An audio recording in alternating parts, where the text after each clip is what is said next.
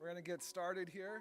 I know there's some folks still coming in from the fellowship hall, but we want to get going because I know there's a lot of good information we're going to learn about here shortly. Do you have a favorite dinosaur? Triceratops? Or T-Rex? All right. Tyrannosaurus? What? Oh, okay. My favorite, I'm not even sure if that's the right name anymore, but the Ankylosaurus, that was my favorite one. It was like the little, kind of like a turtle with the club on its tail. I don't know, I like that one for some reason. But, what? It had a club. Yeah, Stegosaurus had a spike, but yeah, it had like just a club. But yeah, so, growing up, as you've heard, I've mentioned before, as Dr. Hudson has mentioned, he was my pastor as a kid. Starting from the time I was about 3 till about 11 or so. And I don't, at that age, you don't really remember too many sermons, but I would have remembered a sermon on dinosaurs, I think. So I don't know we had this material back then, but all right. So I'm excited. This is a presentation a few decades in the making. But I'm glad to be here, and I'm glad that you are here, and I'm glad that Dr. Hudson is here to share with us more about origins. Would you bow your heads with me for a word of prayer? Heavenly Father, Lord, as we have gathered here after a good meal, I pray that you would be with us. And as we have gathered to learn more about these questions and the complex issues about origins, where we came from, and the evidence, Lord, I pray that you would be with our presenter, Dr. Hudson, as he shares more about the evidence and teaches us more about dinosaurs, Lord. Thank you so much for this opportunity that we have to learn. In your name we pray. Amen. Okay, thank you, Pastor. All right. Everybody likes dinosaurs, right? Okay, and everybody has questions about dinosaurs. Okay, so we're going to try to take a look at some of that now. This is part, you can see the design there, similar to the origin of oceans I had last night. During COVID, my bosses told me, Stan, you are not going out to churches, you're not going out to schools, in fact, don't even come into the office, just stay at home. Okay? So what am I going to do during those months of just sitting in front of my computer and everything? And I'm thinking, all right, okay, I get it, Lord, I hear you. Put together an origin seminar for the first one for the Seventh-day Adventist Church they've ever had. And that is one they can do in churches by lay people or pastors, complete with PowerPoint and with scripts and so forth. I worked with Geoscience in Loma Linda. We did some video production and so forth, and it was a wonderful thing to get done. It took us over a year to do it during the COVID thing. And I hate to say thank you, Lord, for COVID, but that doesn't sound right. I understand, but I don't think it would have gotten done otherwise. And then so I happened to show it to conference presidents in a report I was giving to them, showing them what I did. First thing one of them says to me, when's it coming out in Spanish? So another year was spent on it. We got it done, so it is available in Spanish. And it's available at Advent Source, and it looks like that. And you can see 1, 2, 3, 4, 5, 6 talks, one on the origin of the debate, one on the origin on humankind, one on the oceans, one on dinosaurs, and one on time or the origin of the earth, but how old the earth is, and then origin of the universe with some bigger questions. So anyway, that's what we did, and you're looking at part 4, more or less, slightly adapted. So anyway, let's take a look at origin of dinosaurs. So, when we talk about dinosaurs and dragons, incidentally, you all know about the Chinese New Year's. They have 12 in their cycle. And guess what year I was born in? The year of the dragon. So, yeah, that's right on. Okay, good. Anyway, did you know that the Bible mentions a dragon? And it's in Revelation 12. So let's take a look at that. So the great dragon was cast out, that serpent of old called the devil and Satan, who deceives the whole world. What does he do? Deceives. He tricks, okay? So let's take a look. When you think of dragon, what do you think of? What's the image that pops up in your mind when you think of the word dragon? Something like this? Something pointy, something that possibly could fly, and so on. Now, this is a medieval image of a dragon, okay? Medieval. And if you go back to the original word of dragon, or drakon in Greek, the word really only means large reptile. That's pretty much what the word means, not necessarily fire breathing and all that. Like I say, that's more medieval. That's sort of come on in later years. That's kind of important when we get around to the word dragon. We'll take a look and see. So, when did they first find dinosaur fossils, and what did they think about them when they did find them? Okay? Well, this is a scientist, and I tell kids, check him out. Don't you want hair like that? Is that cool? Anyway, check him out. Robert Plott was at Oxford University, the head of the chemistry department, and he found in England, found a bone, and he wrote a paper about the bone. This is what the bone looked like, the picture he drew, and he thought it was from an elephant. So from the days that the Romans were there, what he saw was something like this. This is a dinosaur bone, about the same size and roughly same place on the body, okay? So he wrote a paper and thought it was an elephant. Not a bad guess. Remember, they don't know about dinosaurs yet. And so, unfortunately, he was wrong. Sometimes scientists are wrong. Well, let's take a look at the next one. This is a pastor. And a pastor was pastoring in Connecticut, and he saw by the side of the road in his little church town, he sees footprints. And he thinks, you know what? There must have been ostriches walking around in Connecticut a long time ago. What he was looking at was lots of these. Incidentally, you can go to Connecticut today. They got a museum that covers a big area that's been uncovered with hundreds of these footprints. And these footprints all belong to something they don't know what, but it was clearly a dinosaur. And never found a single bone of this animal. But anyway, probably about a 6-foot tall dinosaur or so. And he thought they were birds, and he was wrong. And sometimes pastors are wrong. It's not very often, but sometimes. Okay, so again, and this is from in the era in which they simply didn't know about dinosaurs. All right, let's move over to England for just a minute, and let's take a look back to England. England was a little bit ahead of America in these kind of discoveries. In the early 1800s, Dr. Mantell found a tooth, and he showed it to his friends and said, can you tell me what animal you think this came from? And finally one of them said, well, I'll tell you what it looks like, but it can't be that. Well, what does it look like? Looks like a little iguana's tooth. Problem is 20 times too big.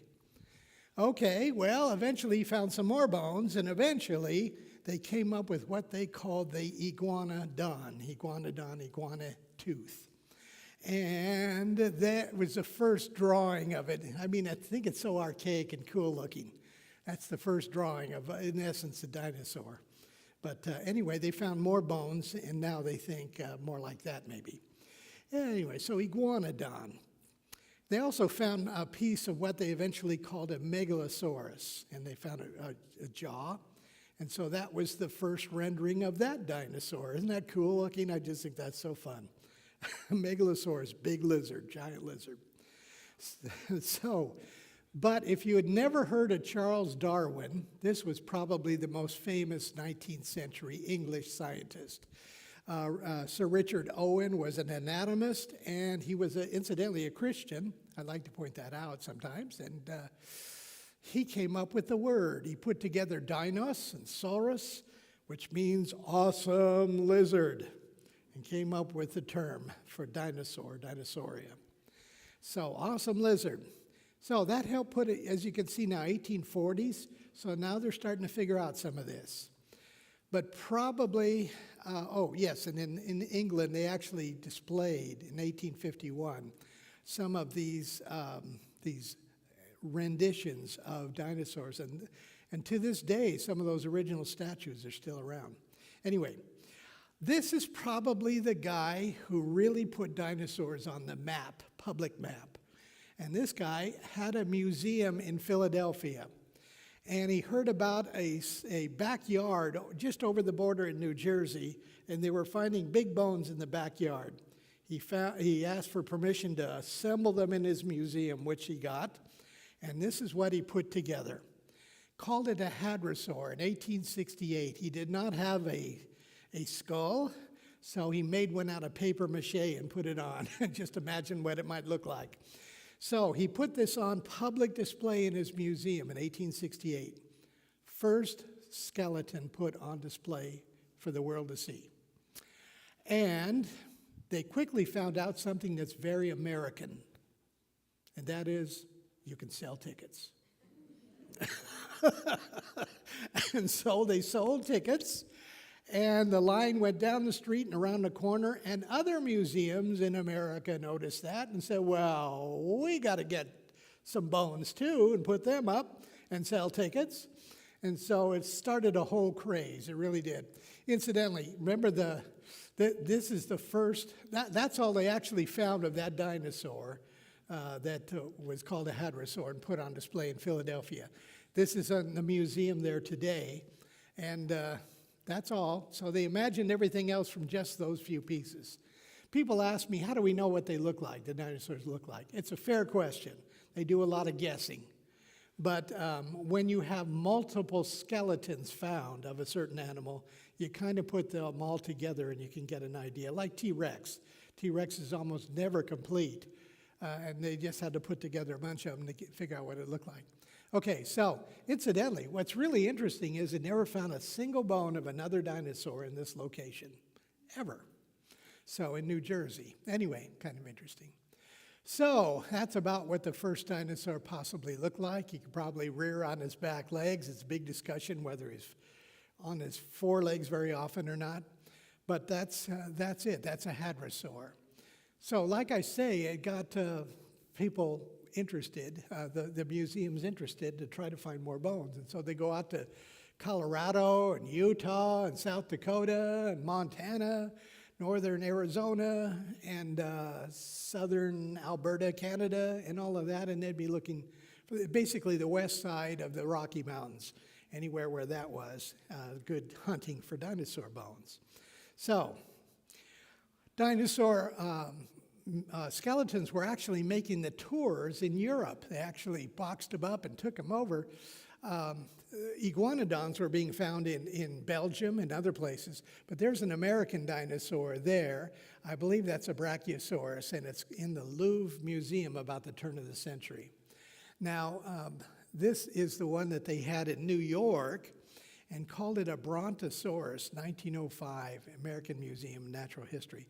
That was a big deal. That's, like one of the kings or queens, whatever, of museums had a fabulous specimen. When they came and looked at this thing, people came from all over the world to take a look, and they would say something like, whoa, this is just fabulous. What a beautiful specimen. Are you sure about the head? Turns out they had the wrong head on that skeleton. It's a little bit of an embarrassment. So it's really two dinosaurs put together, not an unusual thing when they tried to figure stuff out. But anyway, it's a Camarasaurus head on an Apatosaurus body, and they call the whole thing a Brontosaurus. Now, there are bazillions of dinosaur nerds out there, trust me, that just live dinosaur. And just if you want to get a discussion going with them, ask them, so what do you think? Is there such a thing of a Brontosaurus? They will have an opinion. It's a big deal. Is there such a thing? So, Brontosaurus. And that means thunder lizard, incidentally, if you'd like to know. Something saurus. Wherever you see saurus, that means lizard. So, something lizard. So, Brontosaurus. Behind that Brontosaurus skeleton on the wall in the museum, they had this painting. And people went and looked at this and they said, what kind of world was it? where these animals lived. It was just really a spectacular thought about imagining where these giants lived. Now, for about 50 years of dinosaur searching and discoveries, they continually found that the dinosaurs had teeth. This is the Camarasaurus tooth, and it is turned black because of where it was buried. But it is round. It's like a spoon-shaped tooth. And this spoon-shaped tooth indicates that it did not eat meat. It ate plants. And so, for the most part, I've got a Triceratops tooth up here too. The thing about the animals were, the scariest thing about them was that they're like elephants. They just don't get stepped on. You know, they were big, and but nothing to be scary, not meat eaters. But that all changed. Incidentally, that's pretty big. That's pretty big. In fact, a good-sized Camarasaurus, you could be at the fifth-story window in your office building, and you'd be at the window typing, and they could say hello right there. It'd be pretty impressive. Anyway, but then they found something that changed the whole image of dinosaurs, and I mean overnight. They found something with teeth. And this is a fellow here, Henry Osborne, who found it in northeastern Wyoming in 1905, and he called it what? Tyrannosaurus rex, which basically means mean king lizard. That's what it really means, king tyrant lizard.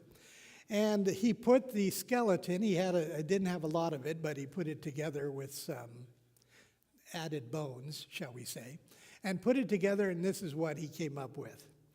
Now, when that was put on display, that changed everything. Of course, Hollywood went, yes! But anyway, that is an impressive dinosaur, and suddenly it's not just don't get stepped on, it's maybe don't get munched, right? And so that changed the world's thinking of dinosaurs in 1905. Now, one thing that we know that Tyrannosaurus ate was Triceratops. How would we know that? How would we know that T-Rexes ate Triceratops? Give me a guess. Pardon me? They found a T-Rex skeleton that still had a little bit of lunch in its stomach. And when they looked at the lunch, it was bits and pieces of Triceratops. Okay? So that's one thing. But you know what that did not settle? That did not settle the age-old argument among the scientists was T-Rex a predator or a scavenger? Yeah.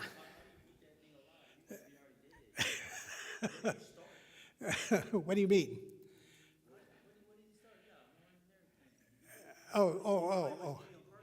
Oh, yeah, what did he eat? Yeah, you know, it doesn't look like dinosaurs looked very tasty to me anyway. But yes, so the thing is he could have eaten a dead Triceratops, so there's no deal there. So I've looked carefully at some of the more recent discoveries and discussions about this. Used to be back and forth. We now think it was a scavenger. No, we now think it was a predator. Now it's pretty much we think it was both. I think it did both. However, why would you think that a T-Rex might not make a good predator? With little tiny arms? You're right. Little arms, how can it catch something and eat it, grab it? Also, it's frankly a very large carriage. It's a very heavy animal. It doesn't look like it could run very fast. I like to tell people the hadrosaur, which was also one of their meals, so they lived in the same zip code. I used to say we know that hadrosaurs could run 25 miles an hour. Oh yeah? How's that? How would we know that? Because T-Rex could run 24 miles an hour. Okay, that was a joke. Did somebody get that? Okay, all right. All right, okay. That was a really good lunch, wasn't it? Oh, incidentally, take a look at that fossil on the right there. That's a real interesting fossil because it contains a T-Rex and a Triceratops. The T-Rex has broken rib bones. The Triceratops has teeth marks on its bones, and they are preserved together in this mudstone. And there's really only one explanation as to what caused this. Remember we talked yesterday about the flood and the waters came up slowly? So apparently as the waters were coming up slowly, these two dinosaurs decided to go play king of the hill because they were on just one hill. I mean, there was only one place to go. They got too close together. They fought. They got covered and buried right there together. And you cannot come up with a scenario other than that, in my opinion, that makes any sense. So anyway, okay, let's keep going. So T-Rex footprints, do we have any? We only have a couple that we're absolutely sure of. One is in a hidden area in New Mexico. A secret. 33 inches long, 28 inches wide, 9 inches deep. Okay, that's a heavy animal, discovered in 1983. Now, the T-Rex that was the best ever found was at 40% complete. And you know what that was called? That T-Rex was nicknamed? Stan. Not kidding. That's Stan, the T-Rex. And you could go see it in the Black Hills of South Dakota in Hill City. And it was there for years, found by the Larson brothers in South Dakota. Now, 40% complete was the best, most complete they had ever found. Well, that doesn't sound very complete. You're right. You know how much you need for a skeleton to be technically a skeleton over against a few bones? Give me a percentage. No.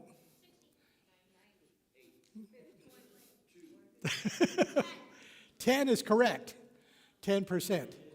If you have 10% of an animal, technically it's a skeleton. If you have 9%, it's just the remains. So anyway, why is that important?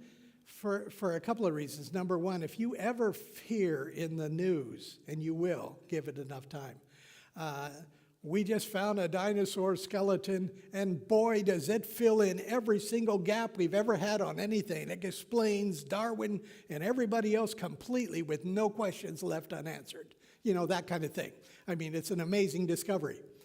And you might just check and see later when they describe it by somebody other than the ones that discovered it and is promoting it. They find out, oh yeah, no, it's a rib bone and a couple of hip, and it could be 10%. And they make a bigger deal out of it than probably they should.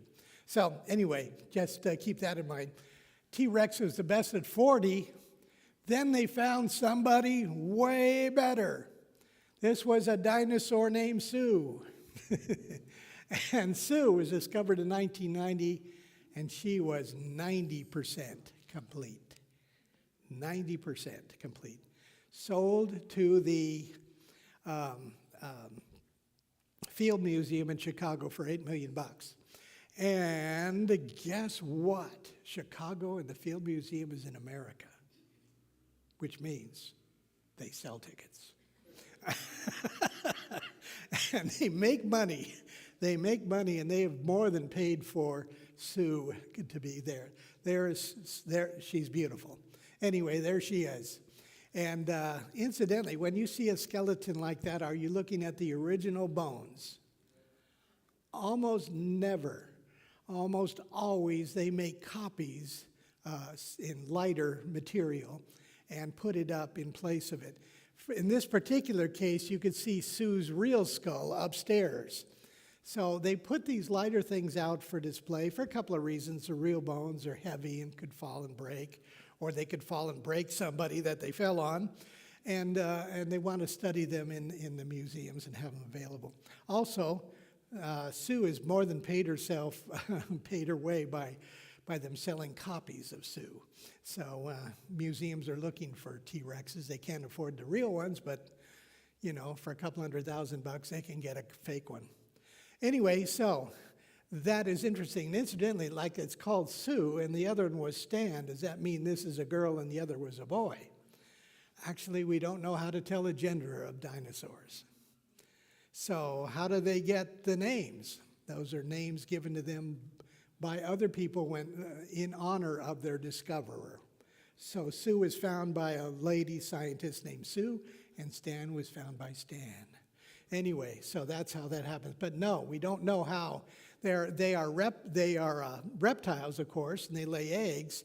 And you would think that studying the pelvic area would tell you a little bit, but apparently it's not enough difference to be for sure, 100%. So anyway, that's it. So, but did you know that T-Rexes helped us creationists? And how did that happen? Well, it was based on a study. In 2005, scientists broke open a T-Rex femur in order to study the interior. They left it in a liquid that basically dissolved the outer part of the bone, and they actually ended up leaving it in there too long and got into a little closer to the center. And when they looked at it, they saw something that you could almost hear somebody yelling out across the country. We have soft tissue here. There was soft tissue in the middle of the bone. They found, for instance, they found flexible vessels, a vessel that bent. They found red blood cell stains inside. All of that is organic material. Organic material should be gone by the time this supposedly happens. This is supposedly 65 million years old. The youngest a dinosaur bone can be is 65 million years old, according to the standard model. Not according to what I believe, but according to the standard model.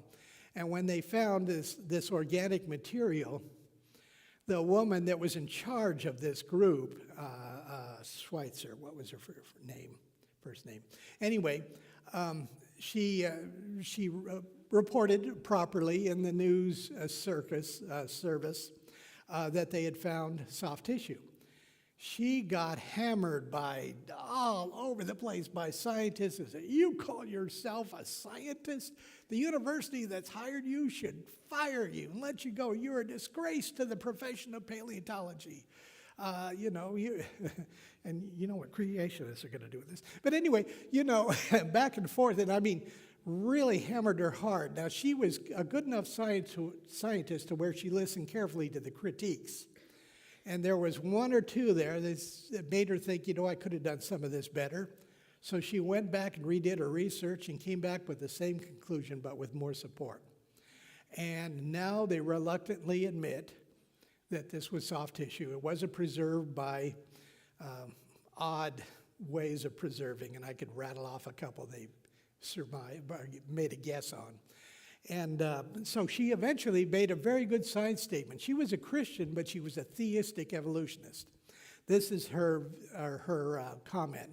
She said, either there's a way of preserving organic material that we have never imagined yet, or these bones are not as old as we thought. And that's a good science statement, and that's admitting the challenge. So, since that time, guess what? A lot of people have been trying to discover organic materials and fossils that they otherwise, prior to this, they didn't even try looking for because they knew they were too old. And they've been finding dozens of examples of it, where there's still organic material, proteins and such. So we have studies. We use the studies ourselves, creationists, on this subject because we point out to them they've long done many studies on how long does it take for organic material to disappear from fossils. And absolutely the maximum is 1 million years. It's like they disappear in thousands of years, not millions of years. And so they're finding dozens of examples with organic material still there. Very interesting. Thank you, T-Rex. So anyway, any questions on that right now? I'll handle any questions on that one. I'll stop right now for it if you got any. But that's significant. That's significant. And it's opened up a whole new world about the dating, because dating is the challenge for creationists versus evolutionists. Okay, footprints. Let's take a look at footprints for just a minute. Let's not. Let's keep going. Take a look at this. This is a piece of mudstone that basically has the shape of dinosaur skin, still preserved in the material itself. Do you see that? And why that's important, I'll hold it closer. Can you see it now? I'm sorry, but it's a little bit hard, but you get it, right?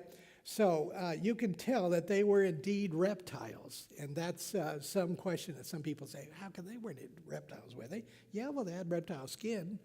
So anyway, this is pretty cool. So, see this, you guys? So that's the skin. How did that happen? How did they get this? Well, when the mud covered the dinosaur in the flood, that mud eventually would become a rock. And when they were trying to get in to get the bones out, right? Sometimes they'd pop it open and say, oh, look, I can still see the shape of the skin right there. So that's sometimes, they're a little bit more careful about it now. Can you see it?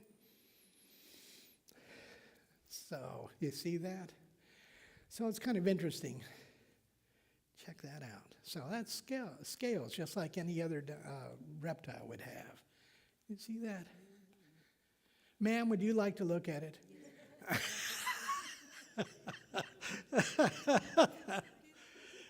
She's heard this talk many times. Anyway, okay. Oh, while I've got this out, I might as well show you this. Yeah.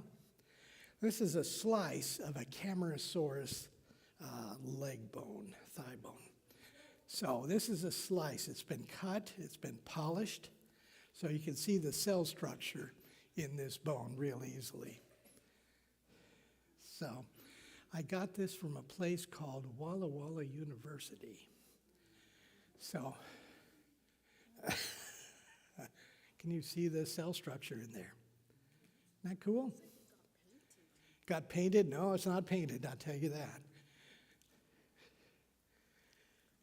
So is that a pretty big leg bone?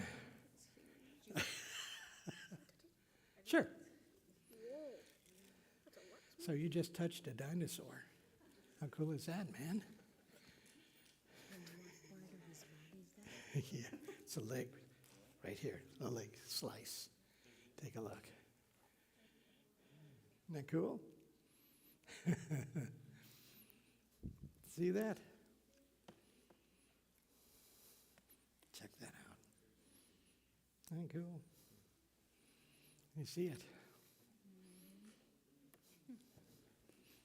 So this was a big boy. This is Camarasaurus leg bone.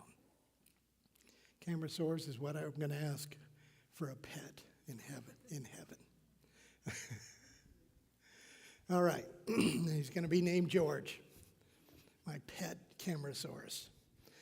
Okay. Oh, let me show you a tooth.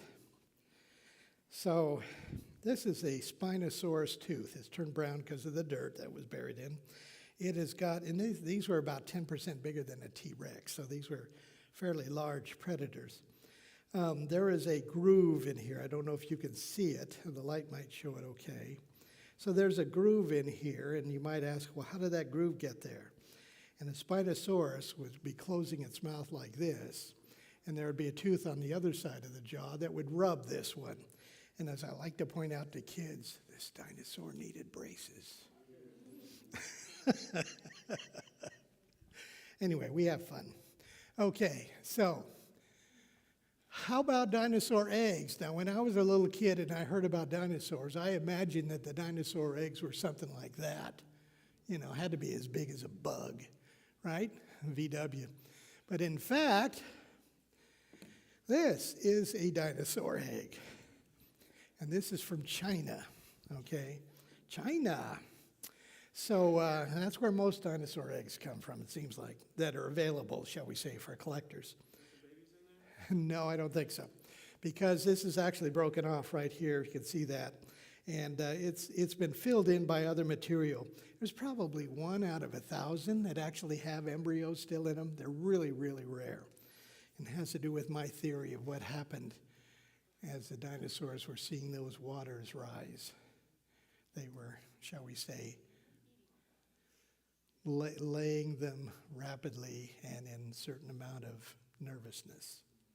Anyway, so, okay. Pardon me?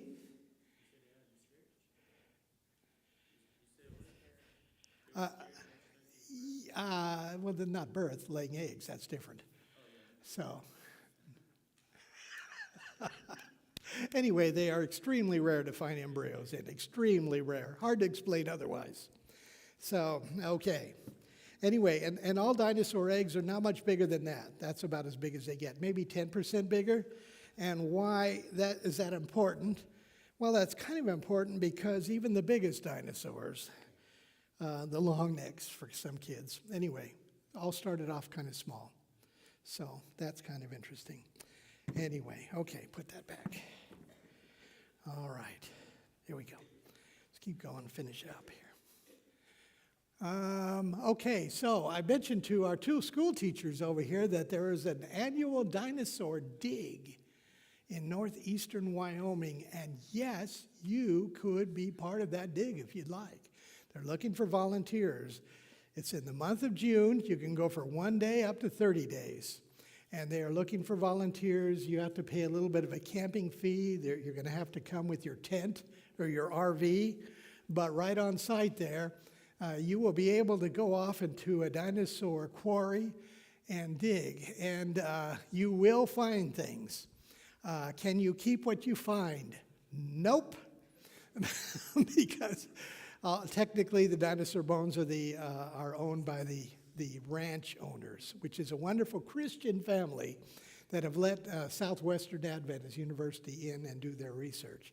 So they basically get a year's worth of bones to study and then come back next June. So this is my administrative assistant's little girl. She's found a bone. Here I am holding a small rib of a hadrosaur. That would have been a young hadrosaur. There I am with more hair and darker. And anyway, I'm digging up a rib bone of a full-size Edmontosaurus, a hadrosaur. And I don't know if you can see there right by my brush is a little bottle of, in essence, it's kind of like a super glue stuff.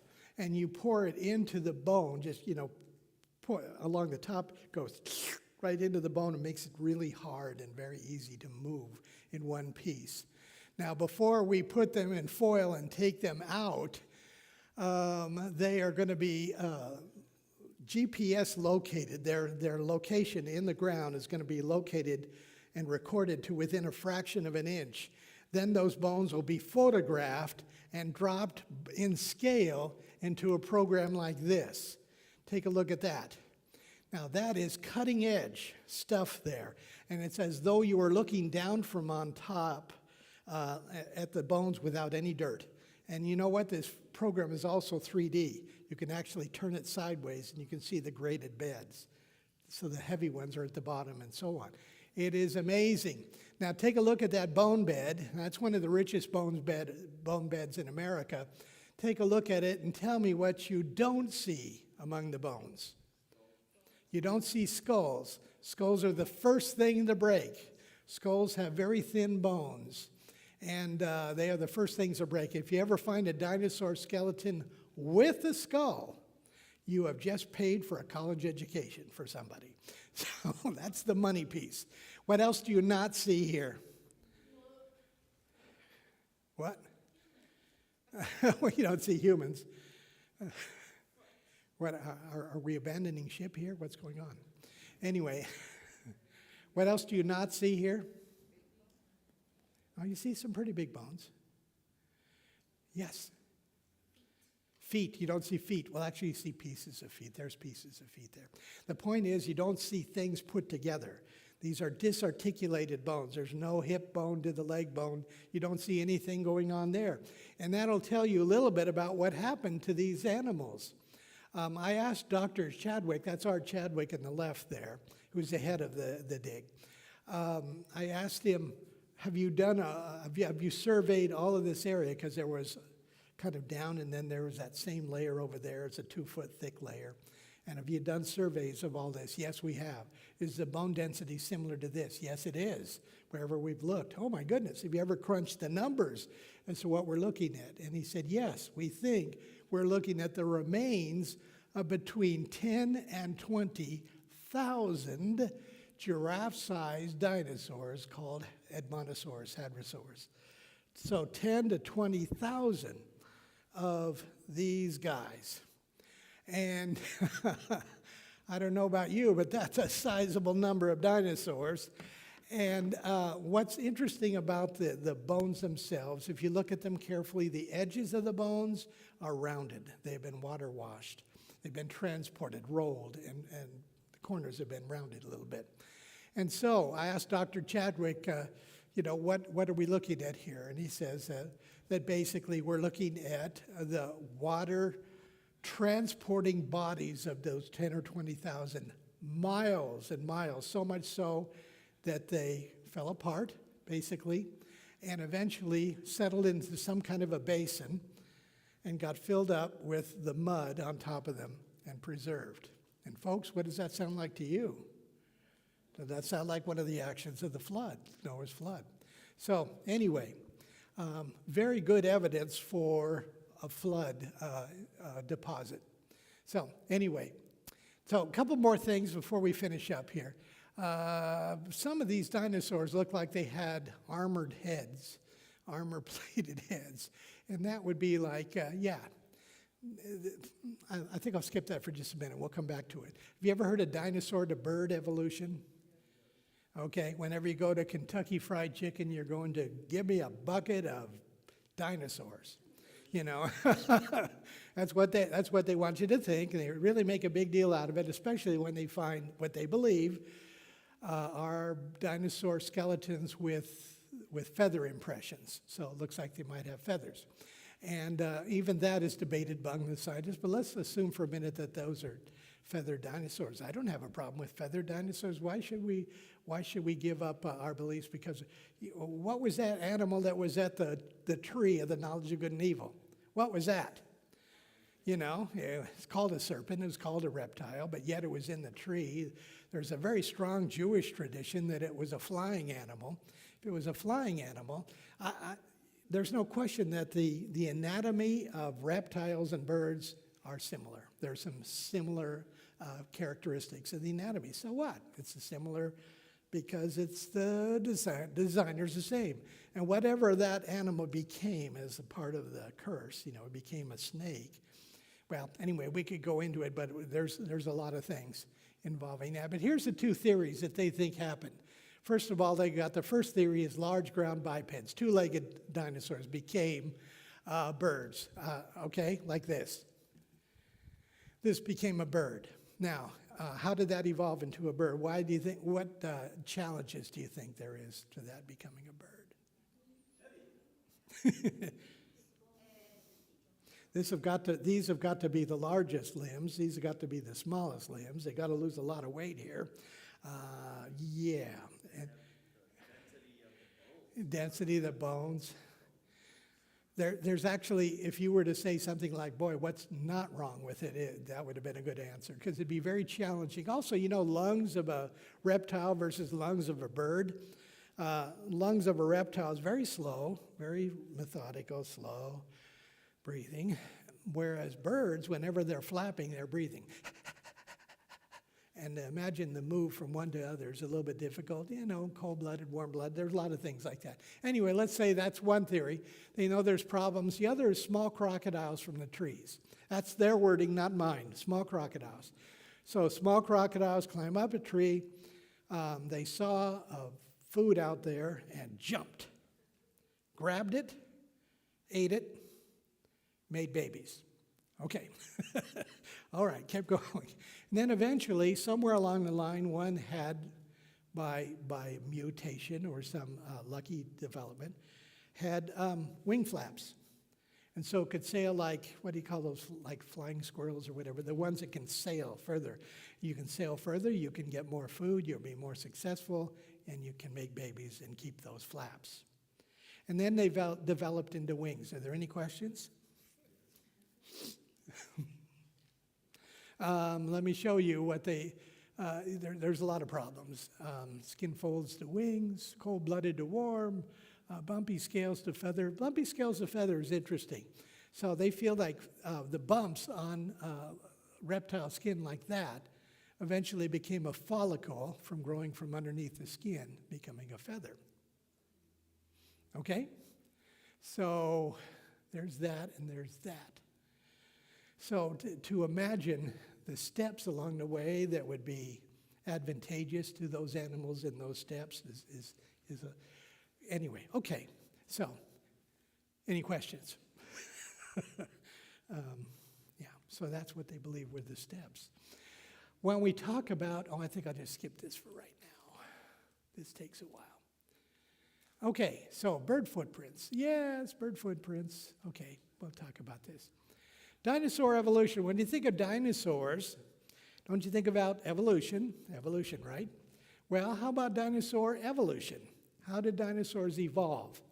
And here are the 10 basic types of dinosaurs, and we'll just put birds in there to show you I'm going to be optimistic and positive, and let's put them in there with the others. So they all supposedly ascended from some kind of a Triassic layer lizard or something, a predecessor. Somehow it broke off into these different categories, the different families, and we do have fossils between that group and this timeline. So have we ever found any evolution going on between? Actually, we never found any connecting anything. And if you think I'm kidding about this, here is an evolutionist to talk about that.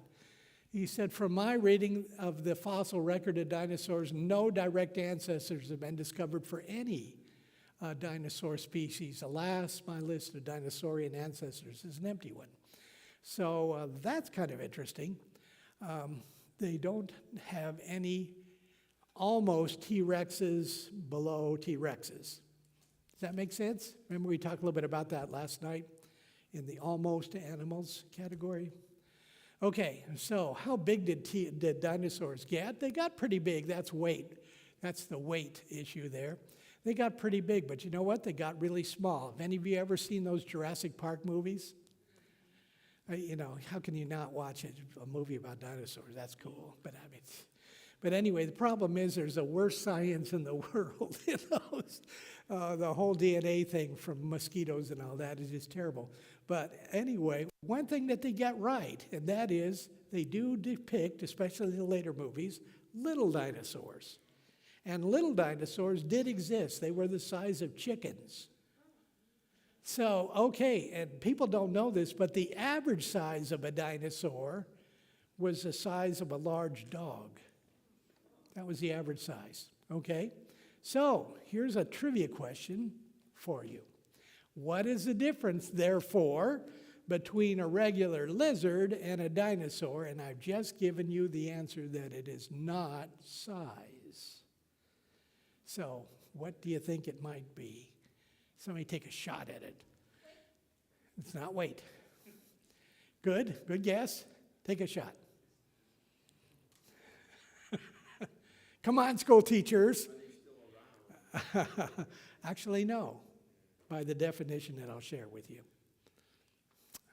Anybody take a shot? Hint is its structure, body structure.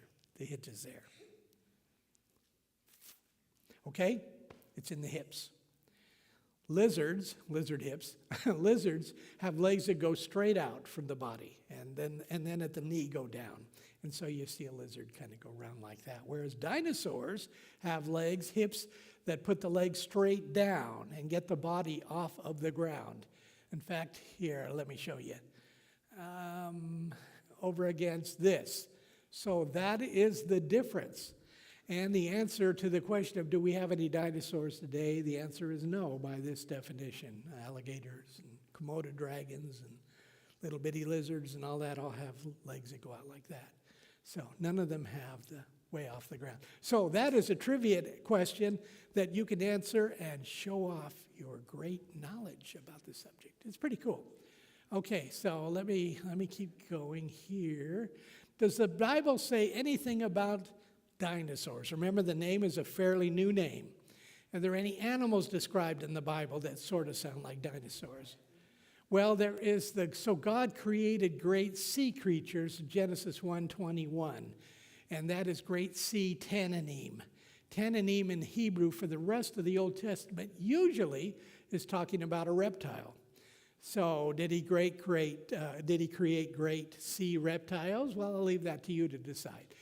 We could talk about Leviathan, but that's too controversial. I'm going to go with one that's a little bit more of I think, a slam dunk. Let's go to Behemoth. And it's in the book of Job. And my goodness, it's in the best part of the Bible because the latter part of Job, there's several chapters there where God is talking nonstop. It is the longest portion of the Bible where God is speaking without interruption. And what is he talking about? He's talking about his creation. How cool is that? And frankly, can I be human a little bit here? He's bragging. He's telling, Job, have you seen this? Have you seen this? Have you seen the stars, the Pleiades? Can you hold those together? Can you seen these animals before? And you know what he also talks about? Remember the context. He's jumped into where Job's friends have been trying to explain God to them, and he finally says, I can't take it anymore. I got to talk here and explain a little bit about how Job's friends had God's character wrong. Anyway, so he gets in, he starts talking, and he says, look now at the behemoth, which I made along with you. The word behemoth in Hebrew means beast. Doesn't help. He eats grass like an ox, okay? He's vegan. See now, his strength is in his hips.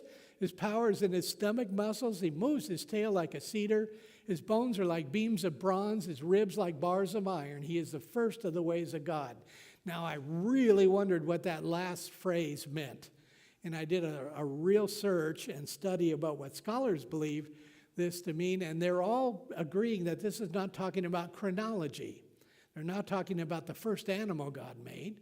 It's more like an animal that stands in first place among the animals, like the top of the pyramid, maybe the alpha of all alphas, a spectacular animal winner of the contest.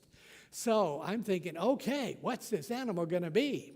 And if you have a kind of Bible that has tiny print at the bottom of the page, on this page, a lot of Bibles say, scholars think the behemoth was what does it say? No. Hippopotamus. Hippopotamus. Does the hippopotamus strike you as the most amazing animal God ever made? I don't think so. Here's, for one thing, take a look at that phrase. Take a look at that phrase right there. He moves his tail like a cedar. Literally in Hebrew, he sways his tail like a cedar. In the Middle East, that is the largest tree they have. Have you seen the tail of a hippopotamus? It doesn't evoke thoughts of a giant, majestic cedar tree. So what is this animal? And this might be how can I put it? This would be a legendary animal by the time of Job. But anyway, it's apparently known enough, and here it is. This is my view of what this is. I'm not the only one who believes this. So there's a hippopotamus with Job for scale. I think it might be something like this, with a tail that would remind you of a giant tree. Now, we will talk a little bit about this subject a bit more as we try to understand how God created dinosaurs. Did God create them? Yes, I think so. Now remember, the animals were dealt with by a curse. Remember that curse? It says, you are cursed more than all cattle. On your belly you shall go, and you shall eat dust. We don't know exactly what that snake was before, but it changed because of the curse. Incidentally, for just a minute here, I want you to think like a Hebrew. And this is going to be an effort for you because you're all Greeks. You're all Greeks and I'm a Greek. So I want you to unscrew your head for a minute, put it on the shelf, and pick out your Hebrew head and screw it on, and I'll wait till you do that. Because we need to think, thank you, we need to think like a Hebrew. Because the subject is curses and blessings. Curses and blessings. To a Greek, to you and me, when you bless somebody, you're just, you all have a nice day. Or when you curse somebody, they just cut you off in traffic. Okay, that's not Hebrew thinking. When something is blessed in Hebrew, when God blesses something, when something is blessed, it is tangibly better than what it was before. Tangibly better than what it was before. When something is cursed, it is tangibly less than what it was before. Are you with me on this? It affects it materially. It's less. If a woman could not bear children and she was blessed, now she could bear children.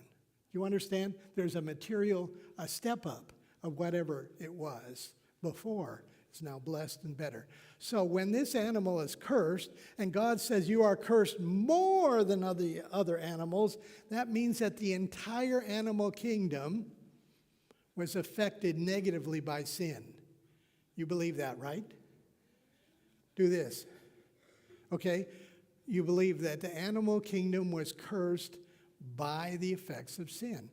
God curses the animals because of sin. You are cursed more than all cattle. On your belly you shall go and you shall eat dust. You're worst. You're seeing the step down. God has said, I'm going to remove every beautiful thing from you. You are going to be the ugliest thing. You are never going to be able to tempt anyone like Eve again. And so I'm going to remove all that from you, and now they're going to run away from you when they see you, mostly. Okay, so now, if that's true, if animals are now cursed, then take a look at this. The earth was corrupt before. We saw this last night in the flood. All the animals were cursed. They were corrupt before God. They were filled with violence. All flesh had corrupted their ways. The end of all flesh has come before me, for the earth is filled with violence through them. So the animals became violent.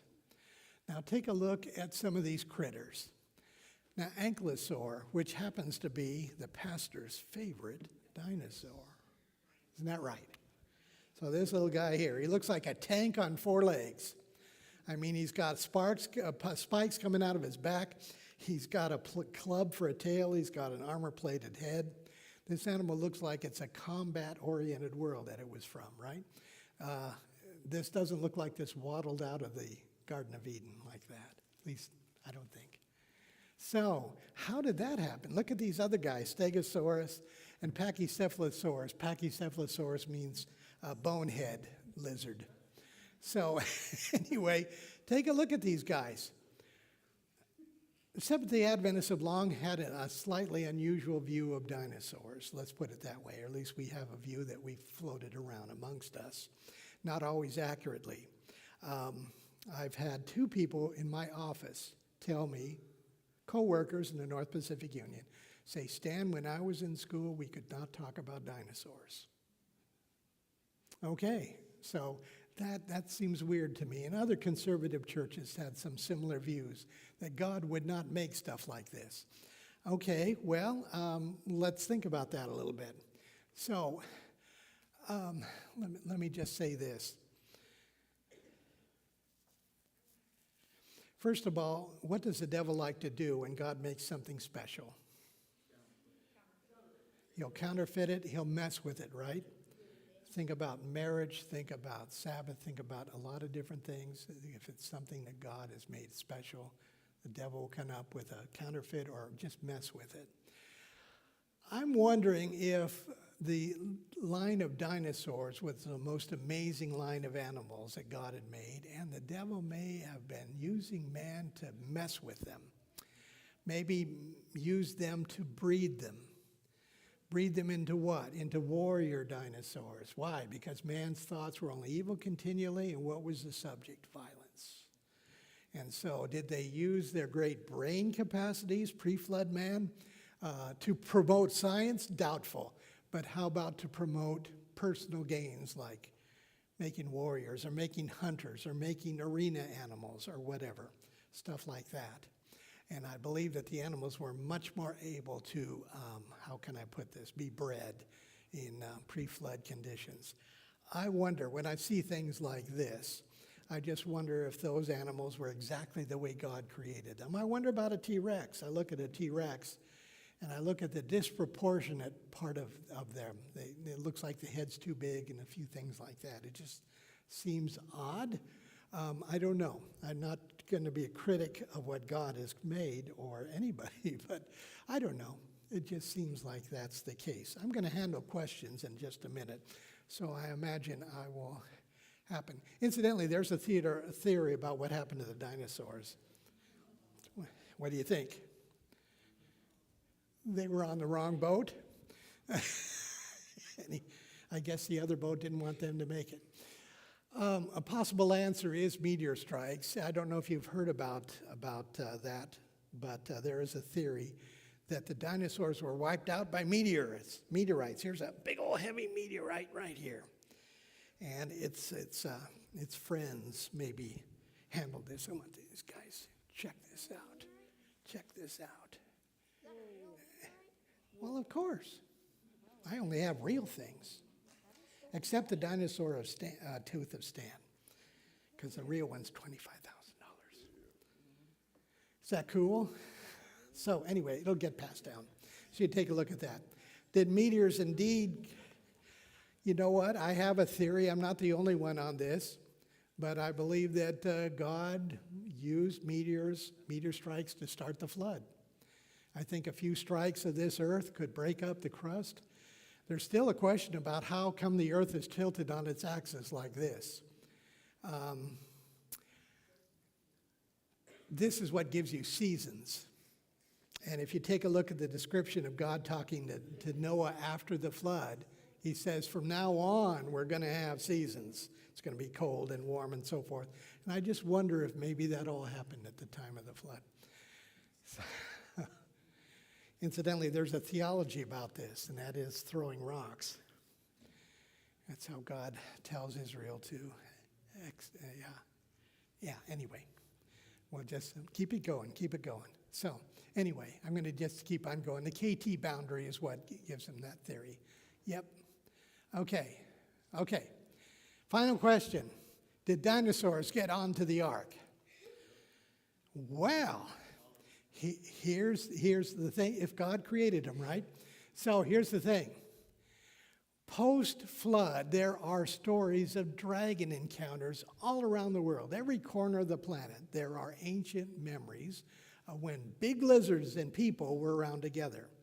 Now, why is it always big lizards? It's never big tigers or lions or bears in the stories. It's always lizards. And I don't know about you, but lizards are basically little pesty things. You know, honey, there's a lizard in the kitchen. Will you please come get it? I mean, they're not scary. They're not threatening. They're not anything. So why are they suddenly in all these stories? And these stories contain a couple of similar things. First of all, they're not talking about house size. They're more like horse size lizards. But they're just some casual references to them. And well, like Alexander the Great was supposedly had his army in India. And there was a dragon, which means big lizard, in a cave. And his soldiers wanted to kill it. But the local Indian citizens said, no, he's sacred to us, don't do it. And so they left it alone. But I mean, it's just a minor recollection in the history. There's stuff like that you wonder about. In all cases, whenever these dragon stories exist in ancient literature, they're always talking about one lizard. There's never flocks or herds. It's like always the last one. And usually in the stories, it gets it, and then there are no more. And it's just kind of interesting. And again, why? You ask an evolutionist, why do you suppose there's all these dragon stories from all around the world? And they say, oh, well, they probably saw some big bones, and they imagined from that. And I say, where would you get a lizard from a big bone like this? Where would you think that was a lizard? And if you lived in a neighborhood of, let's say, Europe or something, where there are wolves around, and those are scary, why wouldn't you imagine those to be giant wolves? Why it's always lizards? Well, so, I mean, you know, to me, I think this is all rooted in ancient memories. They've probably been embellished up like crazy, but the memories of people that used to remember that there were times when big lizards and people lived together. And it wasn't for very long. But anyway, that's what happened. We know that we hunted mammoths to extinction. So anyway, I kind of think that's what happened. So the good news is this is my last slide. This is the good news. I'm not sure this is good news for the parents, but it's good news for the kids. Because when I ask kids, do you want dinosaurs to be in heaven? They say, yeah. When I ask the parents go, nah. So here, the wolf and the lamb shall feed together. The lion shall eat straw like the ox. Hey, Animals will no longer be violent. They will no longer eat each other. The nursing child shall play by the cobra's hole. What's a cobra? Okay. And the weaned child shall put his hand in the viper's den. What's a viper? A snake. So these are, previous to this, these were dangerous reptiles, and now they will no longer be reptile. They shall not hurt nor destroy in all my holy mountain. God is going to restore the animal kingdom to what it was in the Garden of Eden. And that means all animals, including reptiles, will be restored to whatever they were pre-curse. And if that's the case, I'm thinking that dinosaurs just might be, again, some of our existence experience with dinosaurs. And I told kids this. I say, I'm going to have a pet Camarasaurus, and I'm going to call his name George. George! I come running up and say, George, get down. And we throw my leg over. Okay, get up, let's go. And we're going to gather around, gallop around heaven and have a lot of fun. So anyway, I think that. I will now entertain questions that you might have about dinosaurs or any of the creation evolution questions. Yes? It's for the T-Rex, like for the bird, like for the little arms, what would it be? I don't know. I mean, yeah, what? Supposedly they think our canaries and our parakeets and our parrots all came from those kind of dinosaurs. So I have a hard time imagining that. So, yeah. Anybody else have a question or comment? Yes, over here. So humans lived longer and were taller, correct? So how would Their proportion compared to the dinosaurs? Yes, it would be much closer, like more like horse to people. Yeah, you're right. Yes. What? What? I do. You want to see how much of a T-Rex tooth I can afford? I do. I have a genuine T-Rex tooth. It's the very tip of the tooth. That's as much as I can afford. When I saw that and I found out it was affordable compared to, shall we say, someday I would like it to get a real T-Rex tooth, a big one, and that would be $5,000 up. And they're not particularly rare, it's just everybody wants one. Don't you? So it's supply and demand, really. Yes, any other questions? Yes? Oh. It was found in Argentina. There is a valley in Argentina where the rocks are extremely rare to find any rocks. And it's almost like it's a prime place to find meteorites. Because you find a rock there, it came from outer space. Argentina, yes. Tierra del Fuego, down that way. There's a valley there. I don't know. Never been there. And I can't give out prices, you know that. That's, Although I will say this, as Pastor Tyler knows, they pay us pastors tons of money. And, at the end of the month, we're all standing around, what am I going to do with this excess cash? And so it is a problem. Same as teachers. They were. So can you go to Argentina as a tourist and go to this rock valley? I don't know if they've got claims or stakeouts or whatever they have. I don't know what they have down there. But I would tell you that of the metal, iron meteorites like that on the market, I would say maybe 3/4 are from Argentina. There's a lot of them from Argentina. I got that from a meteorite collector. Yes? What? That's a good question. Who's got it? Okay. Okay. Hey, listen, I've got a gold nugget up here, and don't think I'm not watching, boy, I'll tell you. Okay. So, any other questions? Yes. Yes, this young man over here, this 13, now 12-year-old, 11-year-old. I saw on your table there's like a measuring cup filled with. Oh, okay. Cindy's laughing because she knows what's coming next. Can I tell you my story about lava and how I collected lava? Okay, I did something that every red-blooded American male or anybody male wants to do sometime in their life, and that's play in lava. Am I right, guys?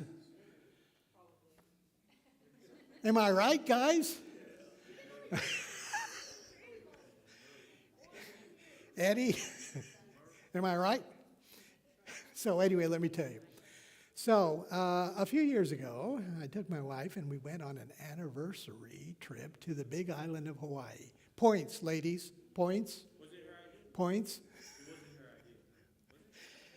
her idea. I forget. I forget. See, I was right. So if you know the history of the volcano on the big island of Hawaii, the Kilauea event has been where there was a 50-year stretch there where it literally didn't stop for 50 years. This was right around the middle of that. And so we went there and we drove over to the place where old lava had covered the highway and you couldn't go further, and so you had to get out. And there was a little ranger station there. Now, the day before, I'd bought this little metal thing here because I thought in my brilliant mind, my science-oriented mind, I'm just going to go down and just dip a little lava out. That's what I thought I could do. Anyway, so, okay, went to the ranger station. A woman ranger. This is a national park, Volcanoes National Park.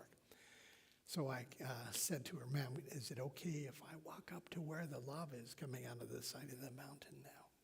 What did I expect to hear? Dumb tourist, you know. No, actually, you know what she did? She said, why, sure, just be careful. It's right up there. You see where that heat mirage is? That's where it is right now. And I said, oh, wow, okay, thank you. Thank you very much. So I start walking over these old lava flows, over and over and over these things. I pick up a long stick along the way, and walking stick, and I finally get up there to where, sure enough, here it is kind of oozing out. Now, here's the problem. Have you heard that lava is hot? Yeah. 2,000 degrees. So 2,000 degrees, you can crank up your home oven to maybe 500, 550. This is 2,000, okay? This is really hot. So I'm sitting there looking at this, and I'm saying, oh, you brilliant guy, what are you going to do? There's no way you can get any closer. I couldn't get any closer to it than about here to the piano. That's about as close as I could get. And so I'm thinking, okay, you got your cup, what are you going to do?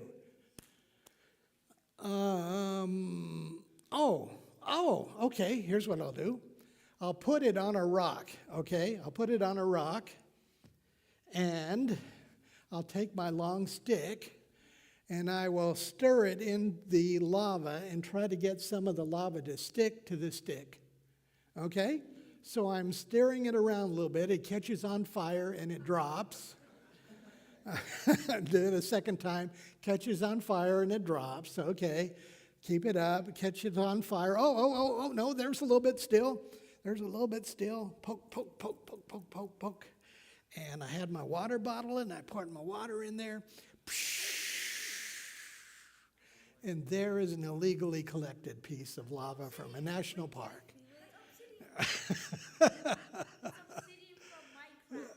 Oh, is that what it is from Minecraft? So anyway, so this is my little lava sample. Now, if you know about some of the issues in creation and evolution, one is the age of rocks. And most dating that gets millions of years is done with lava, potassium argon dating. And so the argon bubbles out when it's liquid, but then when it becomes solid, then the argon gets trapped in there. And supposedly the proportion of potassium to argon, I'll tell you how long this has been solid. So that's the idea. It's not bad science, but when they actually try it, it gives them odd numbers. And so here's what I want to do someday. I was there when this was born. I know exactly how old this rock is. I can break off a piece of this and send it to a lab and ask them, can you tell me how old this piece of rock is? And I would like to do that. Problem is they're getting smarter on stuff like this because, yeah, it could be 3 million years old. Some of the lava flows in Hawaii, people were around. They know how old the flows were, and they can get millions of years dates from it. So anyway, I want to do that and find that out someday. It's a little expensive, but I want to try it. So that is my illegally collected piece of lava, supposedly bringing down the wrath of Pele, the goddess of fire. And yes, anyway. What? Did you see any pumas? Pumice. I've got pumice. You don't get pumice in Hawaii. You get pumice from Mount St. Helens. That's where you get it in Washington. That's where you get pumice. Pumice is a floating rock. It is a kind of ash that is very, very light and porous, and it floats. And so I have fun with kids. We want to see a rock float. So anyway, when did Peter live up to his name? When he tried to walk on water. Bloop, he was a rock. Anyway, okay. So any other questions or thoughts? Leviathan there's a couple of descriptions of where it, kind of fire-breathing kind of descriptions, and is that an accurate description of a living animal, or is that a poetic use of wording, spiritual and so forth? I personally think that when it's describing a real animal, I think it's talking about a Nile crocodile. Because for one thing, it makes the water boil. And if you notice a Nile crocodile, if it's got prey, it will spin and it looks like the water is boiling. And so I think that's not a bad. Pardon me? Yeah, well, yes, trying to kill whatever its prey is. Yeah, yes. Also, you know how you were saying like you know like is there any dinosaur that comes out and then you guys think it used to have wings? Do you guys? Used to have wings? How do you guys draw that conclusion? I'm not quite sure. Oh, because it had feather impressions. Is that what you're saying? Oh, talking about the feathers? Yeah, because you know how like there's like certain theories out there that like T-Rex has small arms and then, Yeah, yeah. You know, have you ever seen a chicken skeleton? Yes, They always have small arms. yes, Because yes. Oh, ostrich. Okay, yeah, sure. There's a lot of animals, so it looks like a lot of birds. it looks like the T-Rex like skeleton too, like small arms. There's no question that the anatomy of a bird and anatomy of some of the dinosaurs look kind of similar, sure. But again, it's a common, why has everything got two? 2 eyes, 1 nose, two ears, 2 arms, 2 legs. It's the same designer. He uses. Pardon me? What if T-Rex is a dragon? Is it dragon? What do you mean by dragon? Like he has like the bird skeleton. If you just add wings to stack some wings on that thing. Oh, a flying T-Rex dragon, okay. What's interesting is pterodactyls, pterodons, the flying dinosaurs, they do not believe those became birds. They think they died off. So, and incidentally, they think first of all, there's 2 kinds of the inner structures of a dinosaur, ornithian and saurischian. And ornithian is basically bird-hipped, and saurischian is lizard-hipped. Okay, lizard-hip, the structure is kind of lizard-like. Bird-hip. Okay, which do you think evolved into birds? Bird-hip or the lizard-hip? The lizard-hip. Okay, anyway, never mind. So, any other questions? Yes, back there. You were mentioning about the crocodile. Yes. Is there any way to determine whether the crocodile exists before the flood or after the flood? Is that the thing? No, it did because we have crocodile fossils and alligator fossils. So those were made during the flood. So yeah, they existed before the flood. Is that what you're asking? Yeah, I was trying to see, Yes. I'm trying to follow my question. Okay. Like, so the flood affect the land animal and the bird. What about the sea animal? Sea animals. Does the flood affect the sea animal, for lack of a better word? Okay, first of all, 95% of all fossils that we have are marine animals. So actually, so that's 19 out of 20 fossils are animals that lived in the water. So the flood did a terrible damage on shall we say, the ecology of oceans. So we know that. And that's why there's so many fish fossils. We got bazillions of fish fossils. First of all, we know Megalodon did not exist past the flood. So Megalodon was a gigantic shark, great white shark, a great white shark. And somehow maybe the food source died off for it at the flood, and it didn't survive. We don't have ichthyosaurs or the kind of swimming dinosaurs that we had before the flood did not apparently make it past the flood, unless you want to say that whatever started the Loch Ness rumors or monster was an ancient ichthyosaurs that survived for a while in that inner lake before it died off. If you're talking about the curse is pre-flood. Obviously, that was just after sin came in. However, the animals were affected by the curse in the water, I don't know. Follow question. Yes. I think there's another major event that affected the Earth. It's like during Peg Lake, the Earth was divided. Yes. Can you make comment on what does that mean? Yeah. How divided? There's two views of what in those days the earth was divided. Okay, what does that mean? So does that mean we're talking about the language issue divided by language at the Tower of Babel? Or is that talking about maybe the Bering Strait between Alaska and Russia? That land bridge was broken and suddenly animals could come on, or what exactly? It could be something physical like that. I kind of think that the Tower of Babel story makes more sense because that's mentioned in the Bible, and that comment wouldn't make sense to anybody not knowing about that story if they thought it was something. What is it?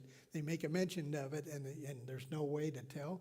I think it wouldn't be in the Bible unless it was referring to something in the Bible. Do you follow? So I don't know if that answers that very well. Yes, any other questions? So if there are no more dinosaurs Yes. running the earth, what do we consider crocodiles and alligators? I thought you just said they They are lizards. They are not dinosaurs, and there is a difference. Dinosaurs are a kind of lizard, but they are not, they're a kind of reptile, I should say. the hip structure. Hip structure. Yeah, it's just a minor thing, but it's kind of a funny thing that's what if you look at a Komodo dragon, that's a huge animal. Alligators, crocodiles can be 20 feet long or something. It's so they're approaching dinosaur size, but that's not how you classify them. Komodo dragons are interesting. Yeah, they are. Yes? So the La Brea tar pits, Oh, yes, I grew up in L.A. Okay. born there. Okay. And so did those dinosaurs get swallowed up in Those the aren't tar? dinosaurs. Those are post-flood tar pits that got things like mammoths and so forth, and saber-toothed tigers and all that. And that is a post-flood event. Mammoth versus dinosaurs, two different creatures. Yes, yeah, mammoths aren't dinosaurs. And I tell people, for instance, because I'm up in the Northwest, and I tell them, you know what? There's no such thing as a dinosaur from Washington or from Oregon. And they go, oh, really? Yeah, no, we just don't have the right rock layers. They're not there. Well, we got mammoths, and everybody knows about the mammoths if they live up there. But yep, you got to be in a certain. You've seen the La Brea tar pits, right? I have the bubbling, bloop, bloop, little bubbling things right there with skyscrapers of Los Angeles skyline all around there. And here are bubbling tar pits right in the middle of it. It's the funniest thing. Yes? So I got a question about, so we have fossils on dinosaurs. Are there any fossils on dragons? No. Oh, is that what you were going after? I'm sorry. Because it's like you find all the where so you remember how last night you were talking about how flood is universal, Yeah. in Pacific, Yes. they have their own thing. Yeah. Right? So usually when there's a universal story and people add their twist in there, Mhm. you Oh, yeah. look at the common denominator. Yeah, right? that's So right. with the dragon, it's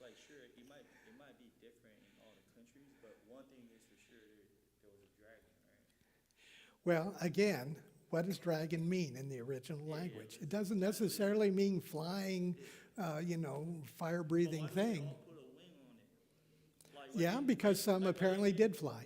Yeah, some apparently did fly. Make it a wolf, one country make it a whale. Everybody slap a wing on them things. Like, Yeah, no, that's true. and you always breathe fire, and you always. I'm not against flying dinosaurs. So they could have been flying one. They could have been flying ones. Yep. Okay, I'm going to wind this up. Is that okay, Pastor? And then he can go home. Okay, so you are allowed to go home after this. All right. So let's have prayer. Let's everybody stand, shall we? Let's stand. One more question. There's one more question. I'm sorry. Hold on. Everybody sit. What? What's the meteorite? What is it? How old is the meteorite? We don't know because they found it in Argentina. We don't know how long it was laying there. What is your guess? Well, post-flood, if it were pre-flood, it would be buried in flood sediment. So it's since the flood. So a couple thousand years old, maybe? Okay? All right. Yes? I found that verse on this question. What's that? Because it was weird, like throughout the whole time when the animals went in the ark, it was always the animals, right? Because I had to look into that because a lot of people would be like, where did the fishes go? But Yeah, go on ahead. verse 2, he talked about when God gave him the authority again, and then on all the fish of the sea.